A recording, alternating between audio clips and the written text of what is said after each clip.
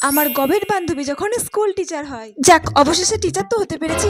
যাই, নিয়ে নি ক্লাসটা। Good morning class. Good morning good morning good morning good morning. সবাই বসো বসো বসো। আচ্ছা, প্রথমে তোমাদের রোল কলটা করে নি। Pakhi Sarkar, yes ma'am. Riya Mondal, present ma'am. Puja Das. Yes ma'am. প্রথমে কোন ক্লাস নেব, কোথা থেকে শুরু করব, কিছুই তো বুঝতে পারছি না। আচ্ছা, আজ তো আমি তোমাদের প্রথম দিন ক্লাসে এসেছি, তো তোমরাই বলো, তোমরা আজ কি করবে? পড়াশোনা করবে নাকি গল্প করবে? তোমরা যেটা বলবে সেটাই করাবো আমি আজ।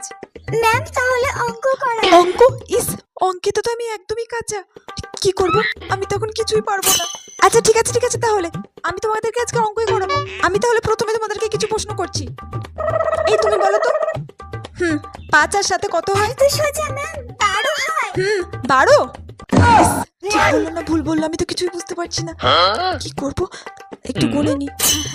7